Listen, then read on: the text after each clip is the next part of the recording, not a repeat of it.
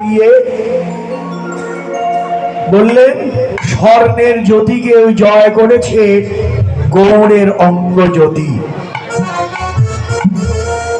কোষিত কাঞ্চন যিনি আমার গৌর রূপ লাবণী। সোনার রূপ দিয়ে গৌর রূপের কোনো তুলনা হয় না। তার কারণ সোনা হচ্ছে প্রাকৃত ধাতু, আর আমার গৌর হচ্ছে অপ্রাকৃত বস্তু। প্রাকৃত আর অপ্রাকৃত তুলনা হয় না। এ জগতে তার তুলনা কেউ তুলনা, তার তুলনা কেউ তুলনা, তার তুলনা তারই সাজে, তুলনা নাই তার ত্রিভুবন মাঝে। সোনা দিয়ে তো নয়, এই জগতের কোন রূপ দিয়ে আমার গৌর রূপের কোন তুলনা হয় না। তবে বৈষ্ণব কবি বা বৈষ্ণব গীতকর্তা সোনার রূপ দিয়ে গৌর রূপের কোন তুলনা করেনি। কি করেছেন? গৌর রূপের পাশে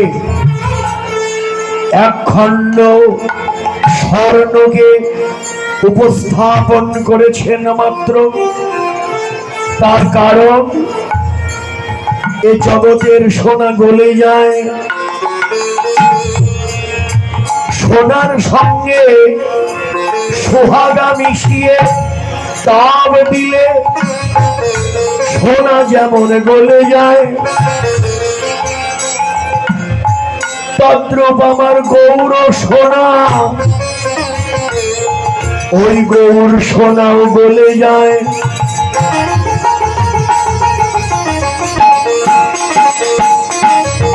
কখন গলে যায়? গৌর সোনা গলে যায় ভক্তের ভক্তি সোহাগা মিশিয়ে অনুরাগের তাপ দিলে।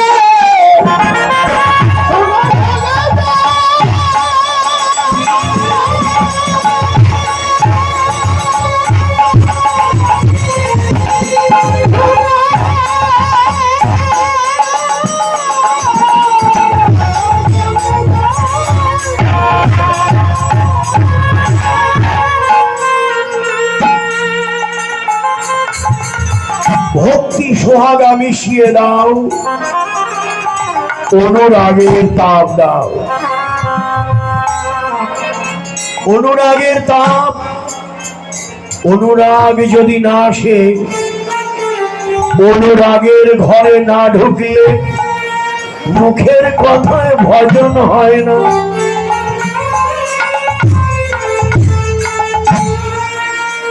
অনুরাগের তাপ দাও। অনুরাগ কি? অনুরাগ কোনো বাধা মানে না,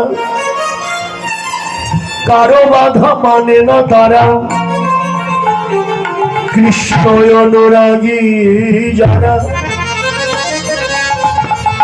আমার গৌর অনুরাগী যারা, তারা কোনো বাধা মানে না। এই আজ আপনারাই অনুরাগী ভক্ত, ছুটে এসেছেন আপনারা অনুরাগ নিয়ে। ভগবানের অমূল্য সম্পদ কিনতে হলে এই জগতে টাকা দিয়ে কিনা যাবে না ভাই, কিনতে হলে অনুরাগের মূল্য চাই। যে অনুরাগের মূল্য আপনারা নিয়ে বসেছেন, এই অনুরাগের মূল্য দিয়েই ভগবানকে কেনা যাবে। অনুরাগ যখন আসে, সে আর ঘরে থাকতে পারে না, সে সব বাধা অতিক্রম করে ছুটে যাবেই যাবে। কোথায় যাবে? এই আমি কোথায় গেলে ভক্তে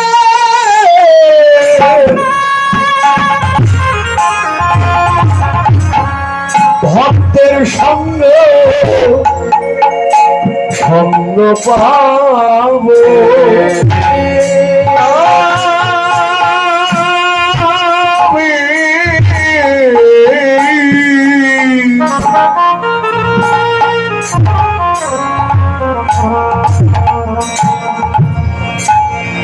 আমি কোথায় গেল হতে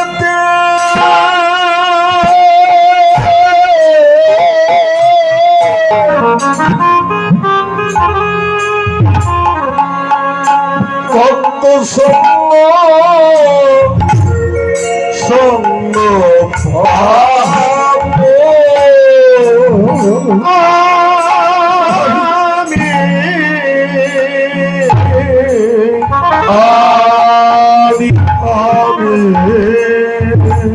কোথায় আমি কোথায় গেলে ভাগতে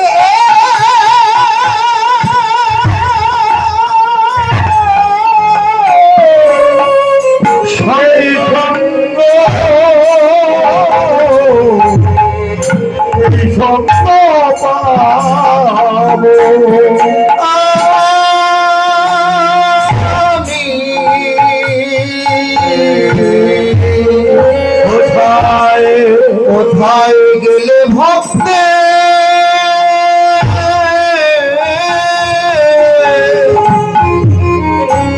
সঙ্গ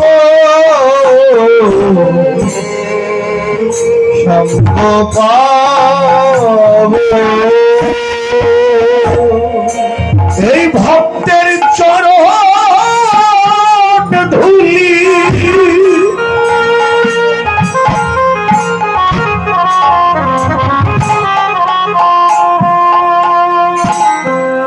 গায়ে মাখিব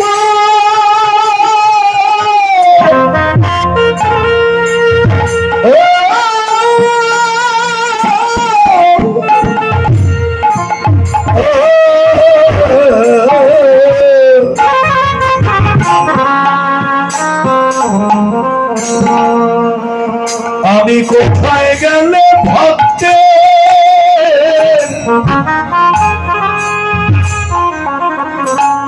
সঙ্গ পাবো ভক্তের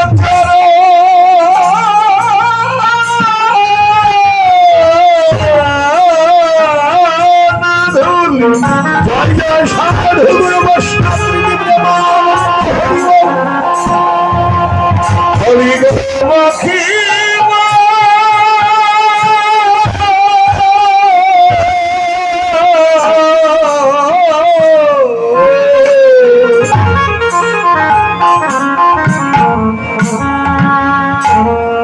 আমি কোথায় গেলে ওতে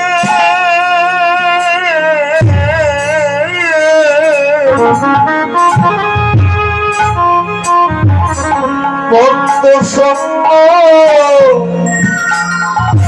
সঙ্গ পাবো এই ভক্তের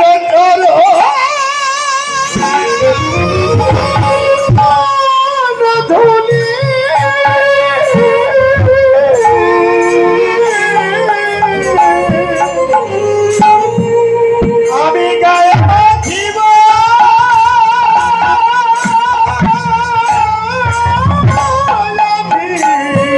কোথায় কোথায় গেলে ভাবতে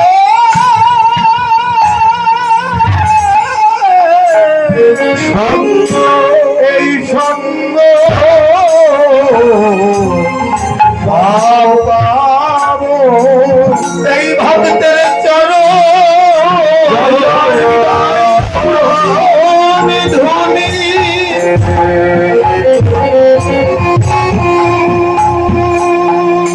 আমি গায়ে মাখিব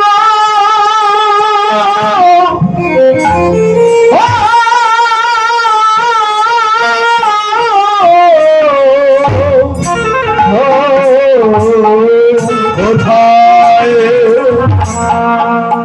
আমি কোথায় গেলে ভক্তে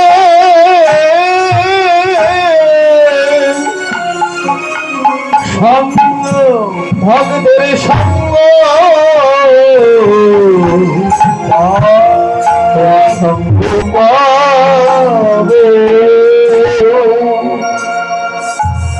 ভক্ত চায় ভক্তকে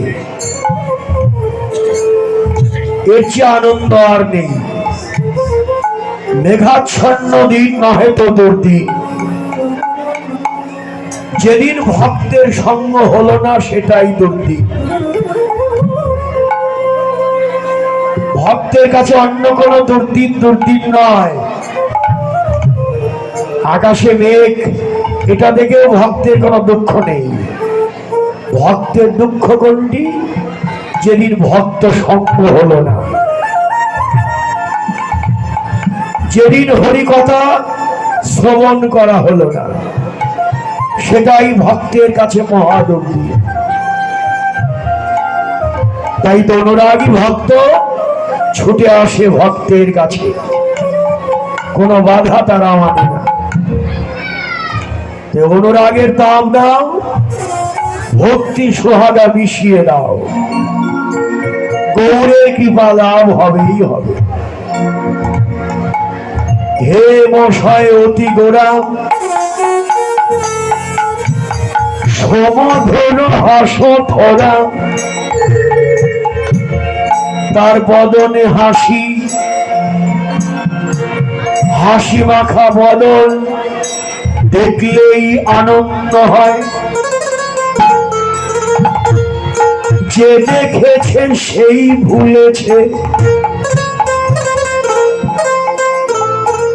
কি দিয়ে দেখবো মা?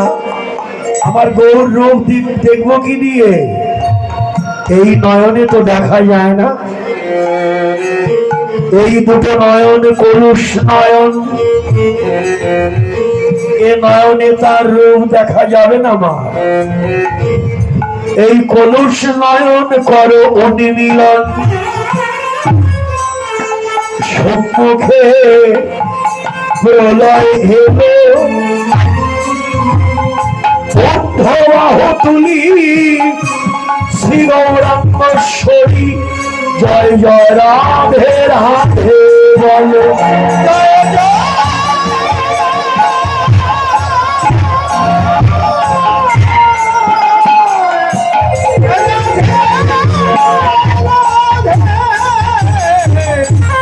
রাধে রাধে বলো।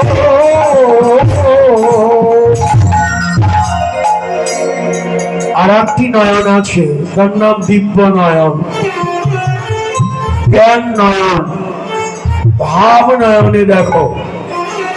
গুরু কৃপা নিয়ে সে নয়ন যারা পেয়েছে তারাই কেবল দেখতে পায়, দেখলেই আনন্দ।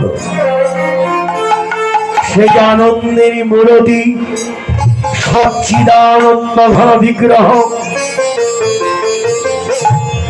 এত আনন্দ, তাকে দেখলেই এত আনন্দ কেন? কি দিয়ে তৈরি হয়েছে আমার গৌর হরি? কি রোগ দিয়ে তৈরি হলো বা কি বস্তু দিয়ে তৈরি হলো যে তাকে দেখলেই আনন্দ হয়? পদকর্তা লিখলেন, কি দিয়ে তৈরি? সে যে প্রীতি মন দেখিয়ে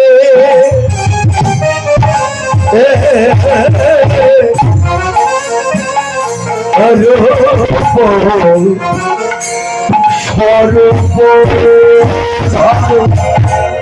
সে যে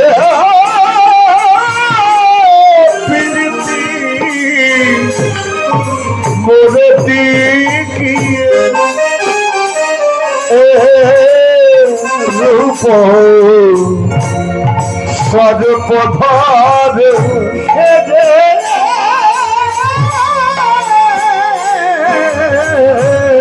প্রীতি মরতে দিয়ে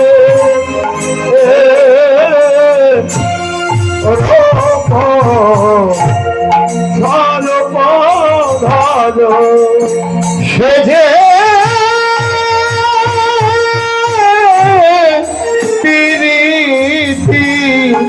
মরতে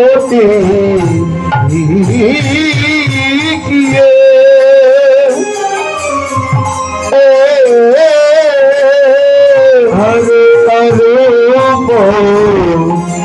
সর্ব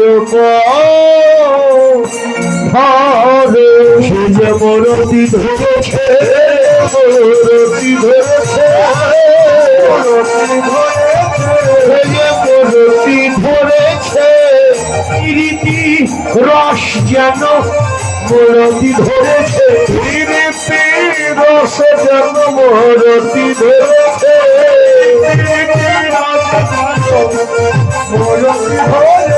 রীতি রস যেন মরতি ধরেছে, এবার মরতি ধরেছে, মরতি ধরেছে, মরতি ধরেছে, মরতি ধরেছে, জীবের কুরতি নাশিতে মরতি ধরেছে, জীবের কুরতি নাশিতে মরতি ধরেছে, কুরতি নাশিতে মরতি ধরেছে, কুরতি নাশিতে ভক্তি প্রদায়িতে, কুরতি নাশিতে ভক্তি প্রদায়িতে, ভক্তি প্রদায়িতে, ভক্তি প্রদায়িতে, মরতি ধরেছে, বিদীপ্তি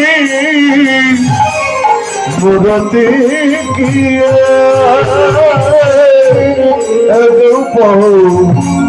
সর্বধার। আমার গৌর হরি প্রীতি রসের মূরতি, ভালোবাসার মূরতি, ভালোবাসা গাঢ় হয়ে রতি নাম হয়, রতি গাঢ় হয়ে প্রেম আখ্যা হয়, প্রেমের সার মহাভাব জানি, মহাভাবের মূরতি রাধা ঠাকুরানী, রাধা রাধা ঠাকুরানী। তাহলে প্রীতি ভালোবাসা যখন গাঢ় হয় তার নাম হয় রতি, রতি গাঢ় হয়ে হয় প্রেম। আমার গৌর ভালোবাসার মূর্তি হয়েছে, প্রীতি রসের মূরতি। কেন? কলিজীবের ভালোবাসাকে শুদ্ধ করবে বলে। আমাদের যে ভালোবাসাটা, এটা আমরা নষ্ট করে ফেলেছি, দূষিত করে ফেলেছি। কেন ফেলেছি? হৃদয়ের ভালোবাসা যাকে দেবার কথা ছিল তাকে তো দেই নাই, এই জন্যেই ভালোবাসা আমার নষ্ট হয়ে গেছে।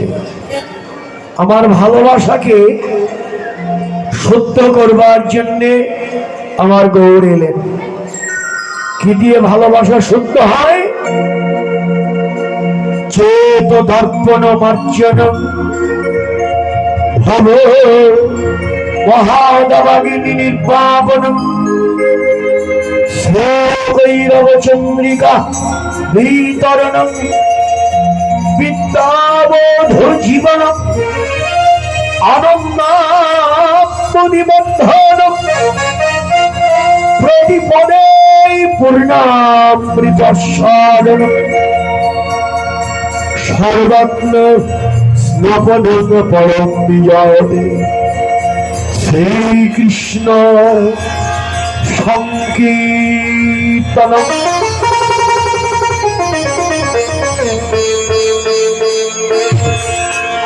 চেত দর্পণ, দর্পণ মানে কি গো মা? আয়না। হৃদয়ের আয়নায় ভিতরে যিনি আছেন তাকে দেখতে হয়। বাইরের আয়নায় আমি বাজারের আয়না কিনে আমি বাইরের রূপ দেখতে পারি, কিন্তু আমার ভিতরে যিনি আছেন তার রূপ যদি দেখতে হয়, আমার ভিতরের একটি আয়না আছে, ওই আয়নায় দেখতে হবে। কিন্তু ভিতরের আয়নায় যদি কালি লাগানো থাকে, সেটা দিয়ে তো আমি দেখতে পাবো না। আমার ভিতরের যে দর্পণ, সেই আয়নার কালি দূর করতে হলে কি চাই? মহাপ্রভু বললেন একমাত্র উপায় আছে, হরিনাম সংকীর্তন। তুমি যদি হরিনাম করো, কৃষ্ণ নাম করো, তোমার ভিতরের যত কালি আছে সব দূর হয়ে যাবে। হরিনাম করলে তোমার মনের যত কালি আছে, কৃষ্ণ কালীয় দমন করেছিলেন, কালীয় নাগকে দমন করেছিলেন। আর এবার কৃষ্ণ নেই, কৃষ্ণ নামে কলিযুগের মনের কালিয়কে তিনি দূর করে দেবেন। মনের কালিও দূর করার জন্য কৃষ্ণ নামই যথেষ্ট। তুমি নাম করো, তোমার ভিতরের যত কালি আছে, অপবিত্রতা আছে, সব দূর হয়ে যাবে। সুবুদ্ধি রায়ের কথা আপনারা শুনেছেন। সুবুদ্ধি রায়কে অপবিত্র করে দিয়েছিল নবাব হোসেন শাহ। প্রথমে রাজা ছিলেন, একটু ধ্যান দিন, কথাগুলো শ্রবণকে অন্যদিকে মন দিয়েন না, মন দিয়ে শুনুন, ধ্যান দিয়ে শুনুন। সুবুদ্ধি রায় ছিলেন রাজা, আর তার মন্ত্রী ছিল হোসেন শাহ। হোসেন শাহ ছিলেন মন্ত্রী। একদিন রাজা মন্ত্রীকে দায়িত্ব দিলেন, রাজ্যে বড় করে একটা পুকুর খনন করো, এই নাও অর্থ। টাকা দিলেন মন্ত্রীকে।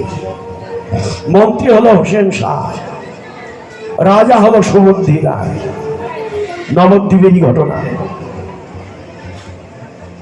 দায়িত্ব পেয়ে ওই হোসেন শাহ যে মন্ত্রী ছিলেন,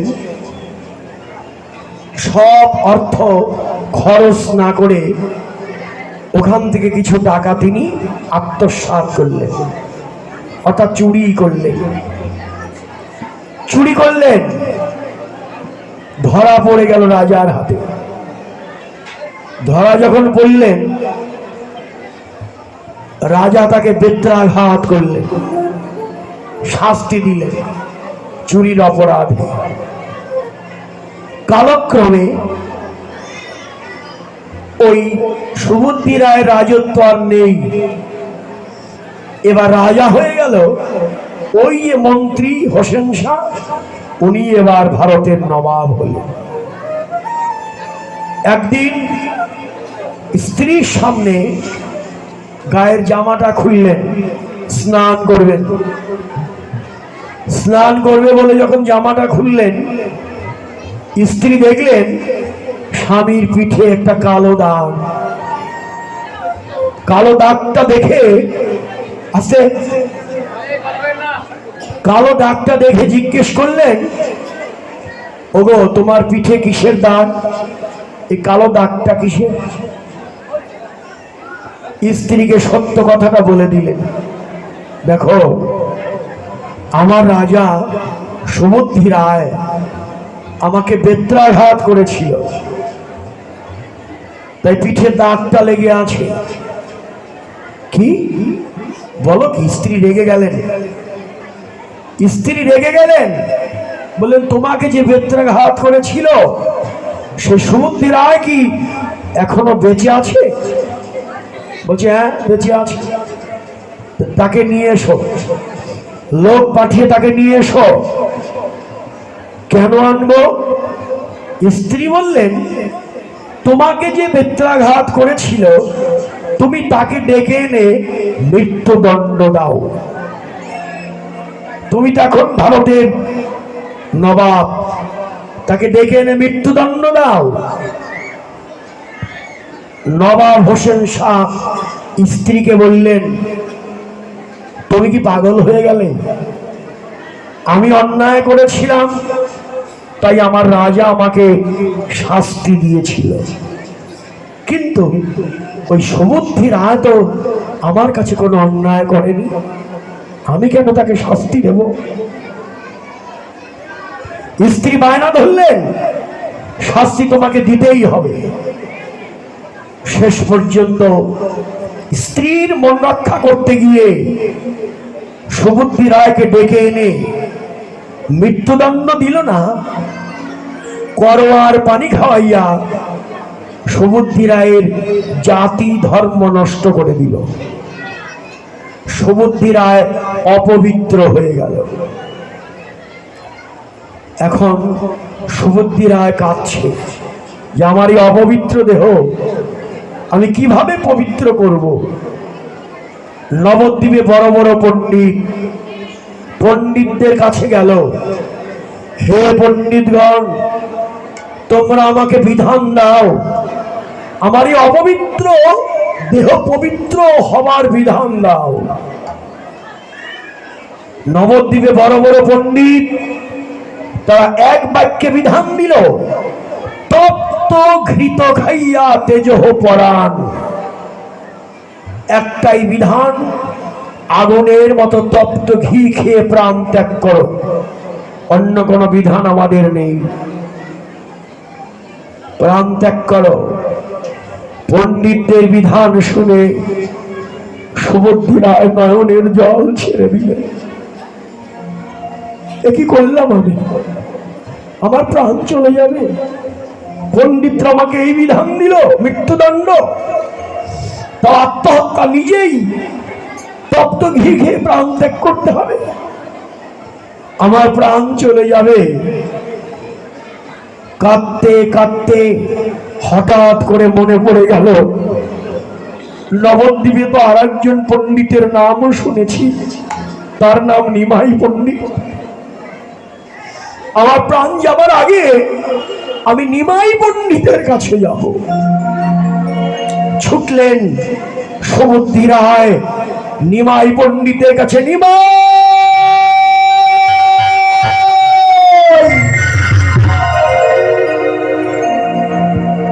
নিমাই, আমি তোমার কাছে এসেছি নিমাই। বড় বড় পণ্ডিতরা আমাকে বিধান দিয়ে দিয়েছে, এই অপবিত্র দেহ আর পবিত্র হবে না। তপ্ত ঘি খেয়ে প্রাণ ত্যাগ করতে বলেছে। আমার প্রাণ যাবার আগে আমি তোমার বদনের একটি কথা শোনার পরেই প্রাণ ত্যাগ করব। বলো নিমাই, তুমি কিছু বলো। সেদিন আমার পতিত পাবন দাতা শিরোমণি, আমার গৌরাঙ্গ মহাপ্রভু যিনি, তিনি কি বলেছিলেন? মানি না, পণ্ডিতদের বিধান আমি মানি না। যে তোমাকে তপ্ত ঘি খেয়ে প্রাণ ত্যাগ করতে বলেছে, ওই পণ্ডিতদের বিধান আমি মানি না। আমার বিধান যদি তুমি শোনো, সুবুদ্ধি রায়, তুমি দুঃখ করো না, তুমি দুঃখ করো না। ইহা ছাড়ি যাহ বৃন্দাবন, তুমি ইহা ছাড়ি যাহ বৃন্দাবন। নিরন্তর করো হরিনাম সংকীর্তন।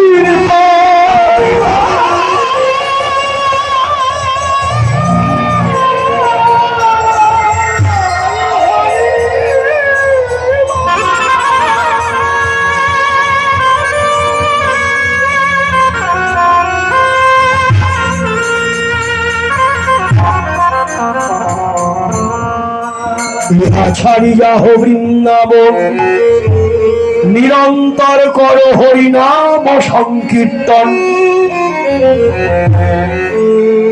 সুবুদ্ধি রায়, একবার নাম নিলে তোমার দেহের সব পাপ চলে যাবে। পুনঃ কৃষ্ণ নামে কৃষ্ণের চরণ পাইবে। চরণ চরণ পাইবে।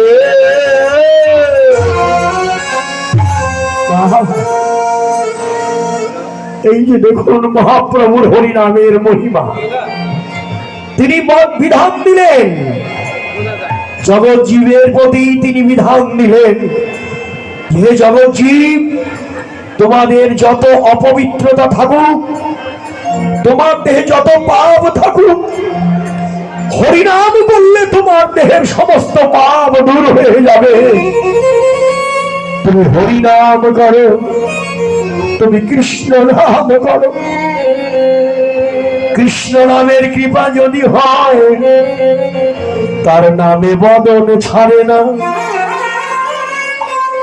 এই নাম যদি কাউকে একবার কৃপা করে না, তার নামে বদন ছাড়ে না, আবার বদনেও নাম ছাড়ে না। নাম নামি অভেদ, যে নাম সেই কৃষ্ণ।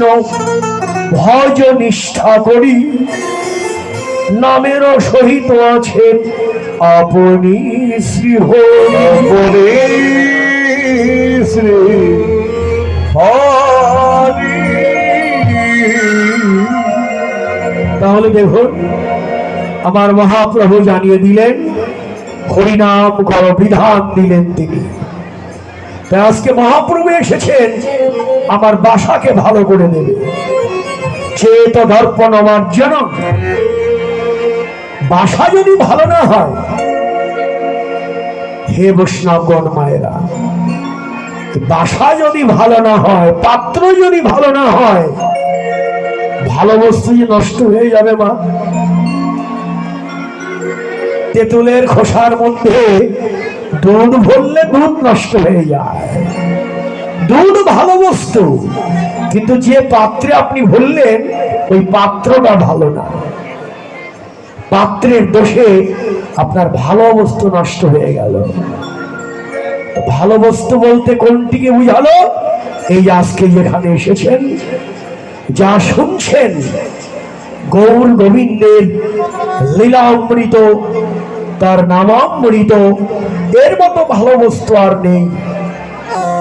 সেই ভালো বস্তুকে যদি ভালো করে রাখতে হয়, আমাদের পাত্রটা ভালো চাই,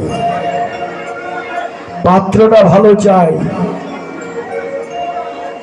আচ্ছা, জমি যদি ভালো না হয়, বীজ বুনলে কি হবে? জমির মাটি যদি ভালো না হয়, উর্বর না হয়, যত ভালো বীজ বোনা হোক, সেটা কি হবে? হবে না তো। ঠিক আমাদের শ্রেষ্ঠ জমি দেহ জমি। হ্যাঁ, আমাদের শ্রেষ্ঠ জমি কি? দেহ জমি। মন্দ্রে কৃষিকাজ জানো না, তোমার দেহ জমি রইল প্রতি, আবাদ করলে ফল তো শোনা। শ্রেষ্ঠ জমি হচ্ছে দেহ জমি।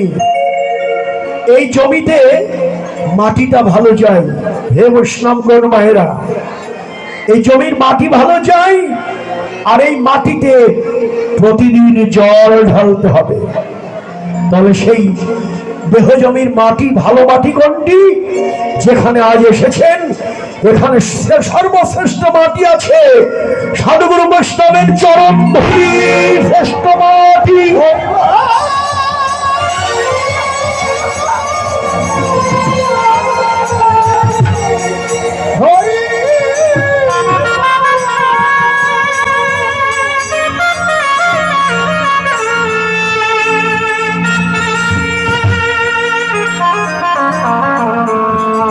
শ্রেষ্ঠ মাটি হচ্ছে ভক্তের চরণ ধূলি, আর জল হলো যার যার নয়নের জল। নয়নের জল ঢালো, আর ভক্তের চরণ ধূলি গায়ে মেখে নাও। যখন এই বাসা আমার ভালো হবে। আর বীজ, বীজ এনেছেন মহাপ্রভু, হরিনাম মহামন্ত্র। হরিনামের বীজ তিনি দিয়েছেন, আমি হয়ে সেই বীজ করে আরোপণ। হরিনামের বীজ যখনই তিনি দিলেন, আমার যদি জমির মাটি ভালো থাকে, এই দেহেই সেই হরিনামের অঙ্কুর গজাবে। প্রমাণ হবে তখনই যখনই কৃষ্ণ বলতে কণ্ঠ গদগদ হবে। যেমন মহাপ্রভু হয়েছে গদগদ রুদ্ধাগিরা, নয়ন অশ্রু দর্শন, কণ্ঠ গদগদ, এগুলো আমাদের হবে যদি নামের কৃপা হয়, যদি আমার দেহ জমির মাটি ভালো হয়, যদি আমি প্রত্যেকদিন কৃষ্ণ বলে নয়নের জলে ভাসতে পারি, হরে কৃষ্ণ।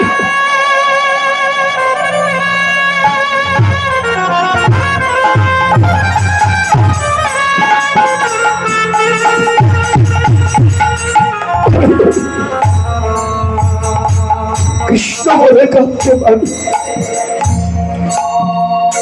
তবেই হরিনাম আমাকে কৃপা করবে।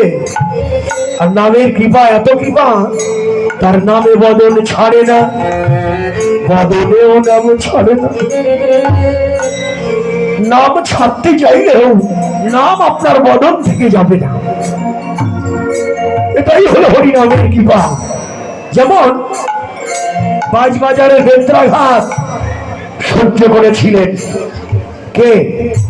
নামাচার্য ব্রহ্ম হরিদাস বাঁশবাজারের বেত্রাঘাত সহ্য করেছিলেন, তবু নাম তার বদন থেকে যায়। হ্যাঁ, বদন থেকে নাম যায়নি। যতই বেত্রাঘাত করেছে, সে ততই জোরে হরিনাম করেছে, তাকে মারতে কেউ পারেনি। হরিনামের মহিমাতেই তো তা, যে হরিনামকে আশ্রয় করে জগতে তাকে কেউ মারতে পারে না। হ্যাঁ, আমরা হরিনাম করি, নামের মধ্যে নামই আছে, নাম নামই অভেদ, যেই নাম সেই কৃষ্ণ। আজ আমার মহাপ্রভু এই বিধান দিলেন। তিনি আজ কি করলেন? মূরতি ধরলেন। শুধু মূরতি ধরলেন না, রূপ ও স্বরূপ ধরে। শুধু মূরতি ধরলেন না, তিনি কি ধরলেন? স্বরূপ ধরেছে, স্বরূপ ধরেছে,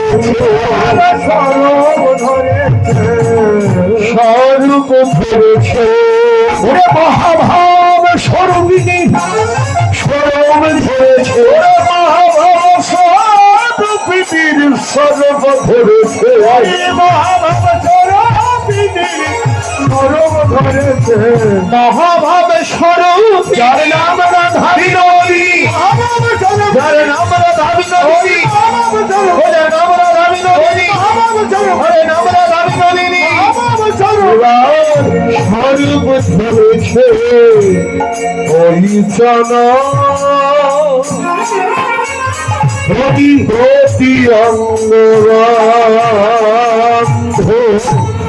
আমাদের স্বরূপ কি? আমার গৌরের স্বরূপ কি? গৌরের স্বরূপ হলো রসরাজ মহাভাব, তাই তো? রসরাজ মহাভাব। রসরাজ কে? কৃষ্ণ। আর মহাভাব রাধা। রসরাজ মহাভাব অর্থাৎ রায় জড়িত কান মূরতি, এই হচ্ছে গৌর। একাধারে রাধা, একাধারে কৃষ্ণ, রাধা কৃষ্ণ মিলে হলো গৌর হলেন। এই হলো তার স্বরূপ। স্বরূপ ধরলেন। এবার তিনি আমাদের জন্য স্বরূপ ধরলেন। এবার স্বরূপ ধরেছে, এবার স্বরূপ ধরেছে, এবার স্বরূপ ধরেছে। জীবের আত্মস্বরূপে জাগাইতে স্বরূপ ধরেছে, আত্মস্বরূপ জাগাইতে স্বরূপ ধরেছে, আত্মস্বরূপ জাগাইতে স্বরূপ ধরেছে। জীবের আত্মস্বরূপ জাগাইতে জীবিত আমার আত্মস্বরূপ, হরে জীবনিত্য কৃষ্ণ দাস, হরে জীবনিত্য কৃষ্ণ দাস, হরে জীবনিত্য কৃষ্ণ দাস। স্বরূপ ধরেছে হরিচন্দ্র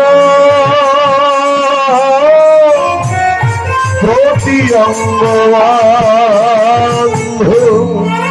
আর স্বরূপ কি?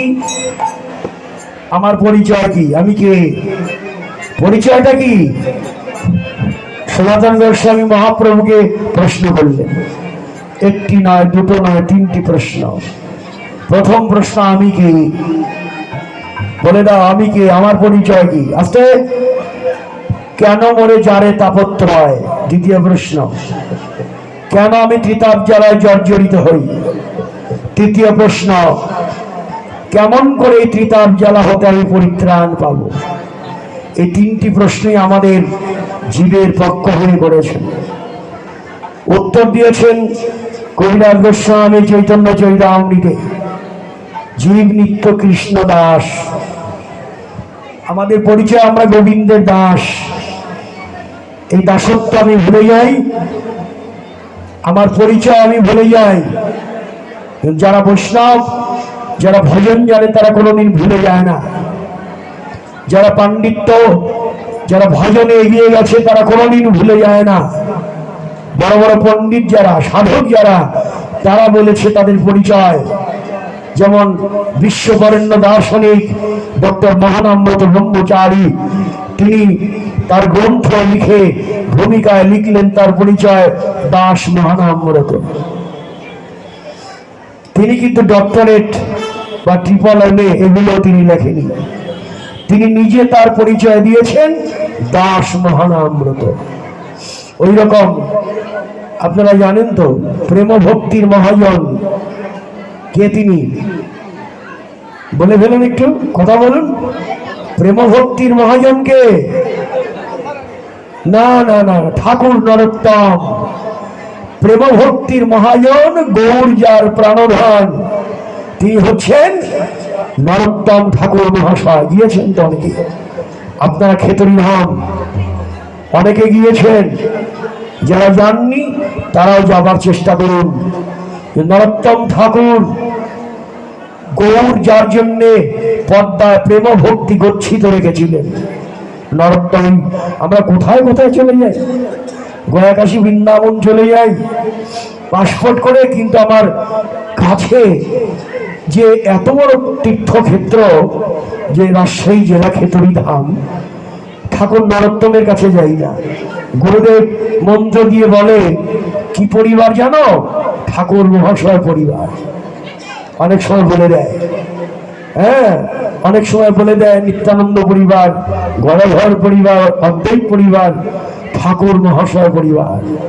এই যে নরোত্তম ঠাকুর আমার সম্পদ, মহাপ্রভু যার জন্যে প্রেম ভক্তি গচ্ছিত রেখেছিলেন, সেই মহাপ্রভু যে প্রেম ভক্তি লাভ করেছিলেন নরোত্তম ঠাকুর, তিনি রাজার ছেলে। কৃষ্ণানন্দ তার বাবা, ত্রিনয়না দেবী তার মা। এই যে মা বাবার সন্তান রাজার ঘরে জন্ম নিয়েছে, সে নরোত্তম ঠাকুর তার পরিচয় কি লিখলেন? শ্রীকৃষ্ণ চৈতন্য প্রভু দাসের অনুদাস। আপনারা ভোগ আরতি কীর্তন করেন না? হ্যাঁ, যার আরতি কীর্তন না হলে মহাপ্রভুর ভোগ নিবেদন হয় না। যে কীর্তন রচনা করেছেন, যার কীর্তন দিয়ে আমরা মহাপ্রভুর ভোগ নিবেদন করি, ভজপতি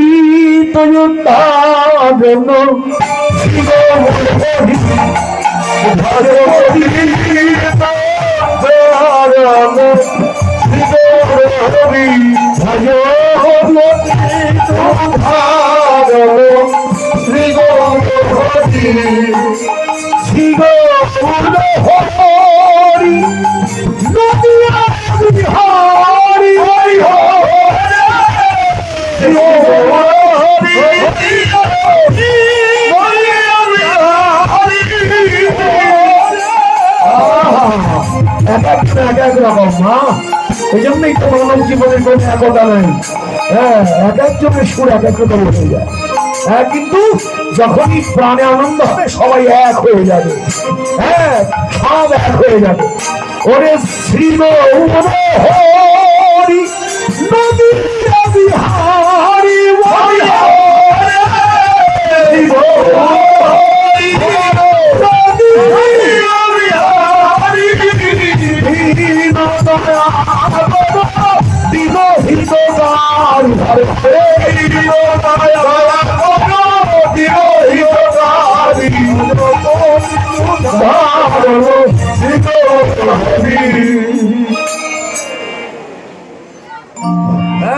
কি চমৎকার ভোগ আরতি কীর্তন।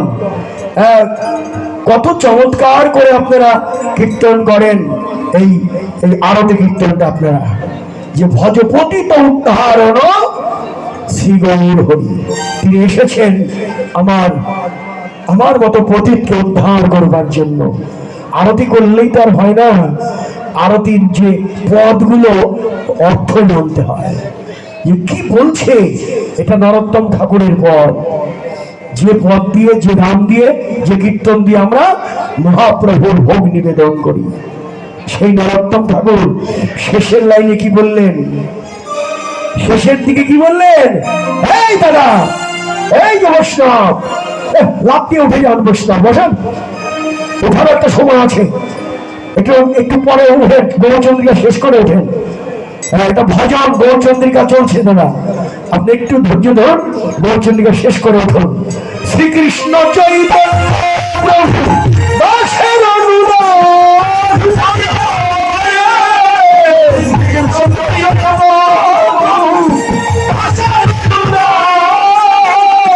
কৃষ্ণ চৈতন্য প্রভু দাসের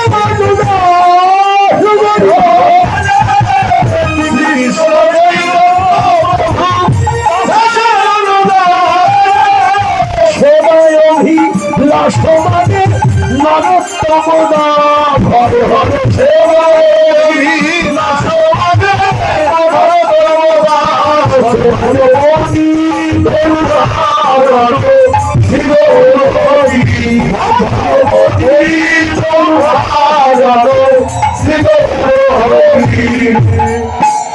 বাহ, আমি এই কীর্তনটার একটুখানি অংশ আমি শোনালাম এই জন্যই যে নরোত্তম ঠাকুরের পদ দিয়ে মহাপ্রভুর ভোগ নিবেদন হয়, সেই নরোত্তম ঠাকুরের পরিচয় দিল কি, শ্রীকৃষ্ণ চৈতন্য প্রভু দাসের অনুদাস। এই যে পরিচয়ের কথা আসলো, তো এই জন্য তার কথাটা এসে গেল যে আমাদের পরিচয় কি। নরোত্তম ঠাকুরের জন্য মহাপ্রভু নিজে প্রেম ভক্তি পদ্মায় গচ্ছিত রেখেছিলেন। সেই নরোত্তম প্রেম ভক্তি লাভ করে জানিয়ে দিলেন, আমি আর রাজার পরিচয় বড় হতে চাই না, আমি আর কোনো রাজা নই, আমি রাজার ছেলে নই, ওর সঙ্গে আমি চাই না। আমার শ্রীকৃষ্ণ চৈতন্য মহাপ্রভুর যে দাস, আমি যেন তার দাস হতে পারি। কি চমৎকার নিবেদন করলে হে বৈষ্ণব। আমরা আমাদের পরিচয় এটাই, এই পরিচয় না হলে আমার সার্থক হবে না আমার পরিচয় দেওয়া। আমিও পরিচয় দেই, আমার গ্রাম অমুক তমুক নাম ধাম কত কিছু বলি, কিন্তু আসল পরিচয় আমাদের, আমরা ওই যে গোবিন্দেরই দাস। এই কথাটা যদি মনে থাকে আমাদের আর কোনো ভয় থাকবে না। তাই মহাপ্রভু জানিয়ে দিলেন, তোমার পরিচয়, জীবের পরিচয়, জীব নিত্য কৃষ্ণ দাস, তাহা ভুলি গেল, তে কারণে মায়া ফাঁস জীবের গলেতে পড়িল। যখনই আমি সে পরিচয় ভুলে যাই, মায়া আমাকে চেপে ধরে, আর মায়া থেকে বেরিয়ে যেতে হলে আমাকে গোবিন্দের চরণে আত্মদান করতেই হবে। তাই তিনি আজ আমাদের স্বরূপ জানিয়ে দিলেন। স্বরূপ ধরেছেন আত্মস্বরূপ জানিয়ে দিতে। কোথায় তিনি এলেন? আজ কি নবদ্বীপ চক্র, আজ কি নবদ্বীপ চক্র,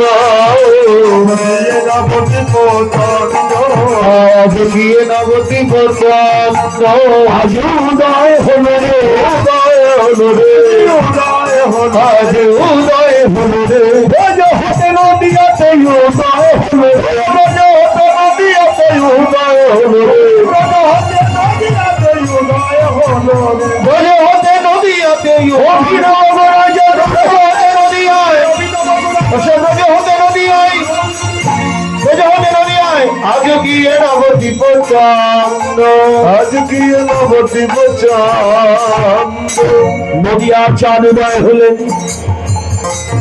আমার গৌর হচ্ছে চাঁদ, নদিয়ার চাঁদ উদয় হয়েছেন। গৌরকে চাঁদ বললো কেন? গৌরকে চাঁদ বলা হলো কেন? আকাশে তো চাঁদ আছেই মা, আর একটা চাঁদের দরকারটা কি ছিল? এই মা এদিকে, চাঁদ তো আকাশে একটা আছেই, আর একটা চাঁদের উদয় কেন?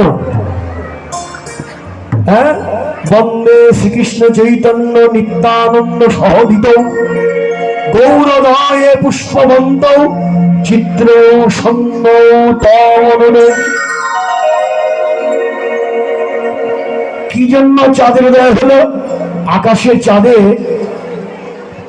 নিজের কোনো আলো নেই, সূর্যের আলোতে আলোকিত হয়, আর যতটুকু আলো পায় বহির জগতের অন্ধকার দূর হয়।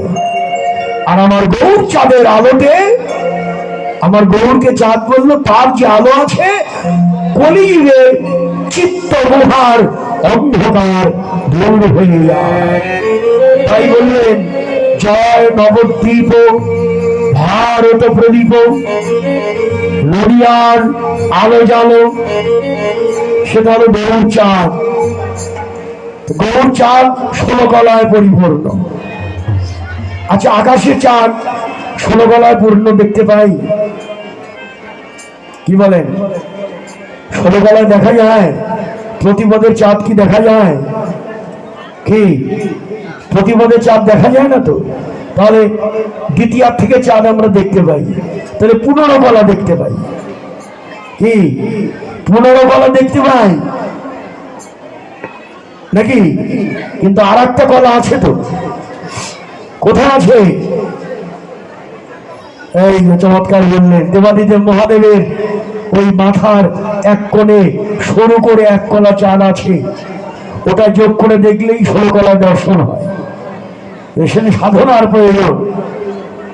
আচ্ছা, কৃষ্ণ জন্ম নিয়েছিল কোন তিথিতে?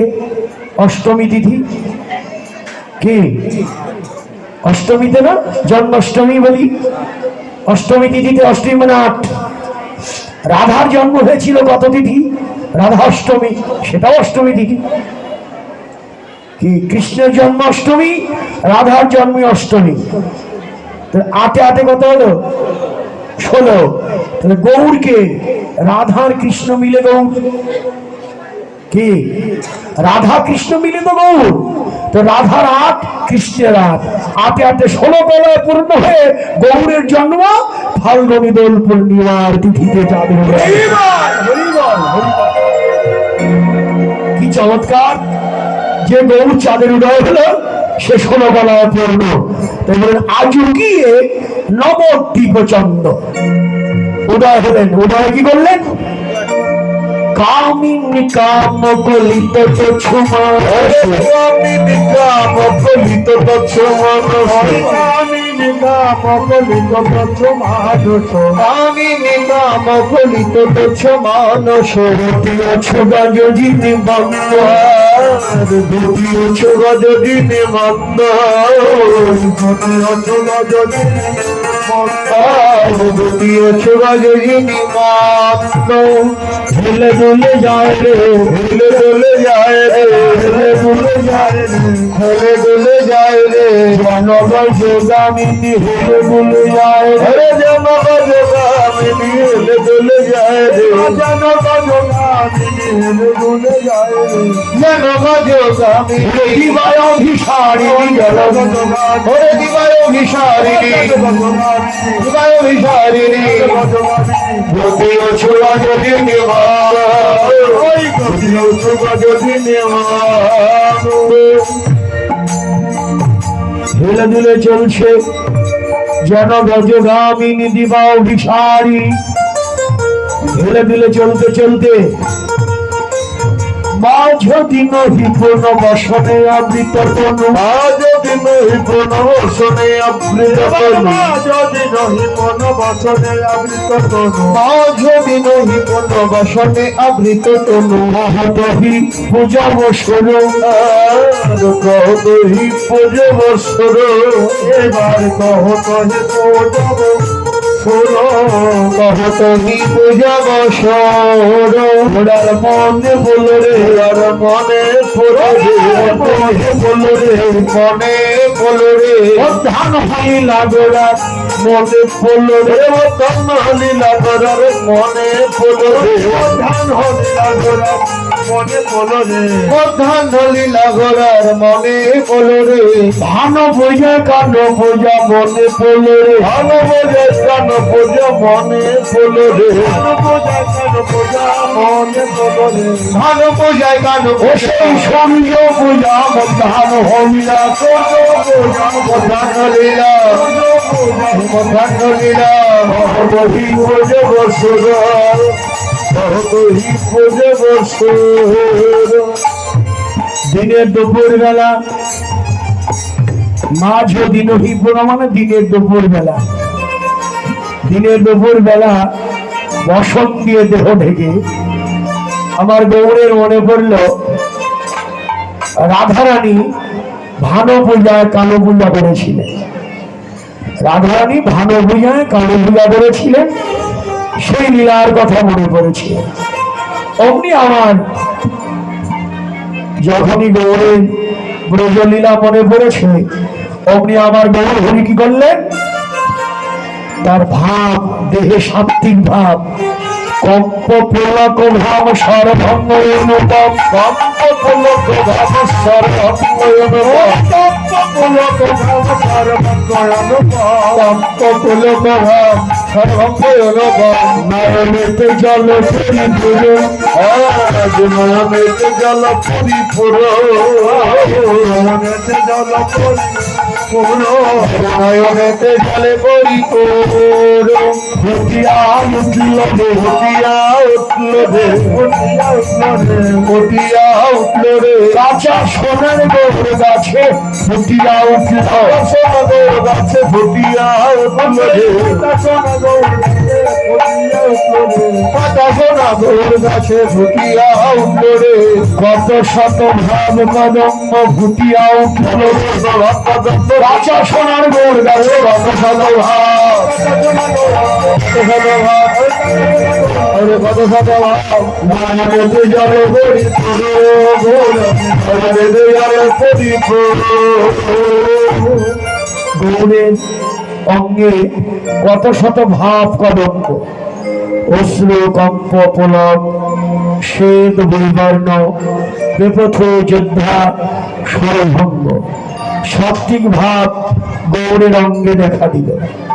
এর মধ্যে একটি ভাব হলো নয়নের জল, এই জন্য তারা ডুবো ডুবো তারা ডুবো ডুবো রে তারা ডুবো ডুবো যেন তারা ডুবো ডুবো রে নয়নের প্রেম জলে তারা ডুবো ডুবো নয়নের প্রেম জলে তারা ডুবো ডুবো রে নয়নের প্রেম জলে তারা ডুবো ডুবো নয়নের প্রেম জলে তারা ডুবো ডুবো রে আমার তারাও ডুবো ডুবো তারা ডুবো ডুবো রে তারাও ডুবো যেন তারা ডুবো ডুবো রে আমার গৌর চাঁদের নয়ন তারা তারাও ডুবো ডুবো তারা তারা ডুবো ডুবো রে আমার গুরুজনের নয়ন তারা ময়ূরে ডুবে তারা ডুবে তারা হাগর হাগর বলে হাগর হাগর বলে হাগর হাগর বলে নয়নের জ্বালা পরিপূর্ণ নয়নের জ্বালা পরিপূর্ণ গৌর যাদের নয়ন তারা প্রেম জলে ডুবে তারা হা গৌর বলে গৌরকে যারা নয়নের তারা বানিয়েছেন, গৌর বলে তারাই কাঁদে। হে বৈষ্ণবগণ, এমন ভাগ্য আমারও কবে হবে? কবে হরি হরি বলে নয়নের জলে ভাসিবে রসম,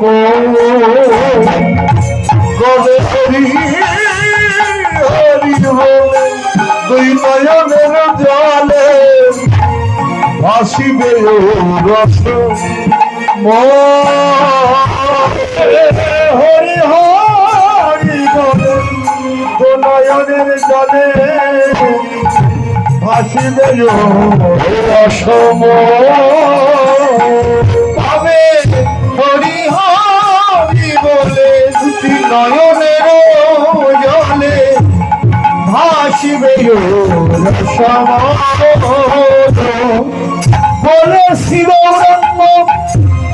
হবে অবসঙ্গ শ্রী গৌরঙ্গ হবে অবসঙ্গ বসেছি গৌরঙ্গ হবে অবসঙ্গ গৌরাঙ্গ হবে অবসঙ্গ যুগল প্রেমেতে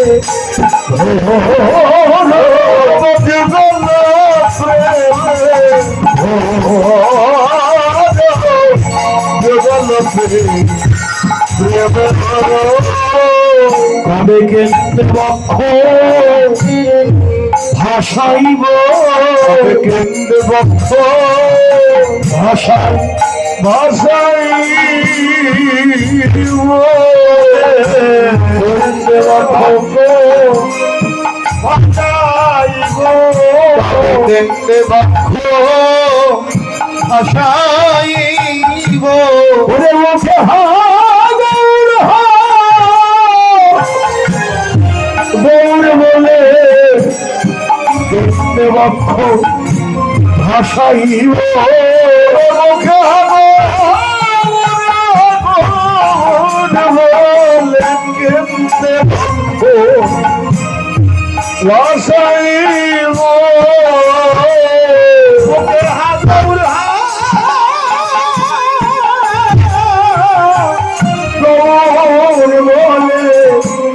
আমি কেন্দ্র ভক্ত ভাষাইব মুখে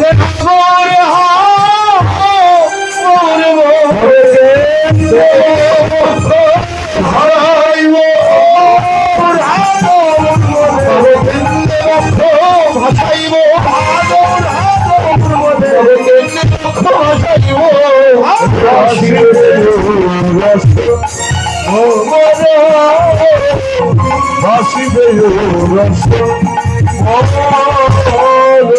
আষাঢ় ছলে না কনক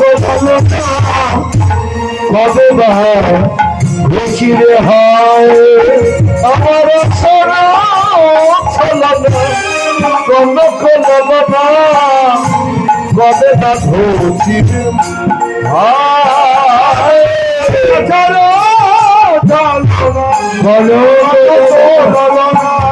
কবে বাবা ঘোচিরে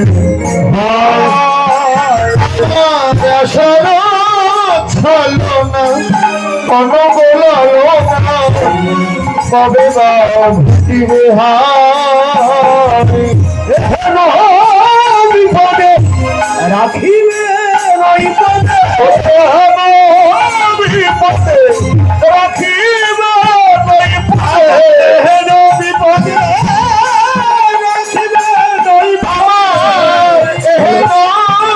বিপদে রাখিবে পদে নিত্যানন্দ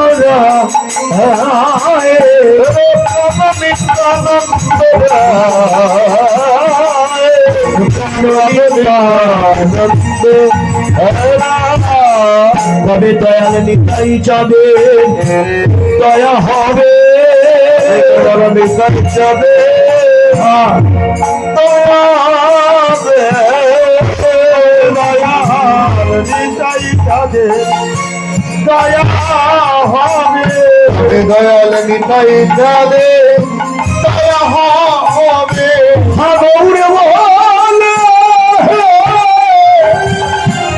প্রাণ কাঁদিবে নিতাই যাবে করুণা হবে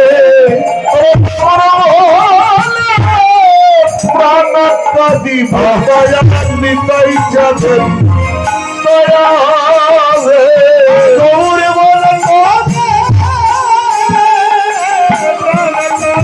কবে দয়াল নিতাই দয়া হবে দয়াল নিতাই যাদের দয়া হবে কবে দয়াল নিতাই যাদের দয়া হবে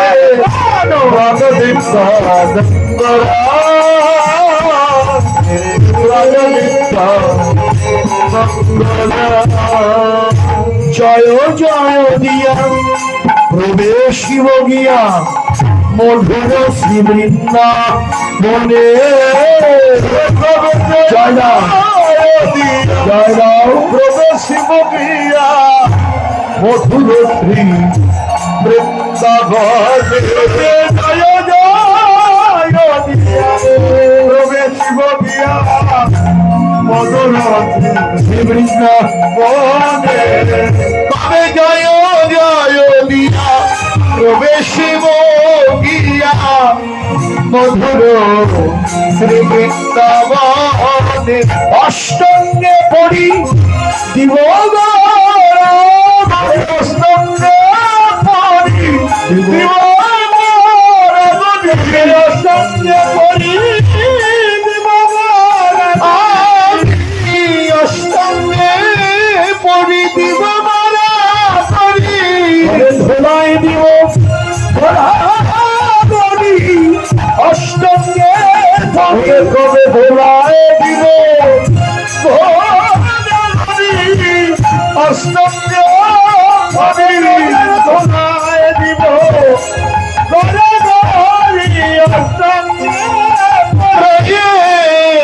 ভুলাই দিব বড়া করি বদন ভরে হরি হরি আমি বদনে বলব হরি হরি বদনে বলব হরি হরি অষ্টঙ্গে পড়ি দিব রজনী জগবন্ধুর বাসনা বলে বলে জগবন্ধুর বাসনা আমার এমন ভাগ্য মনে হবে মনে ভাগ্য কবে হবে আমার ভাগ্য কবে হবে এমন এমন ভাগ্য কবে হবে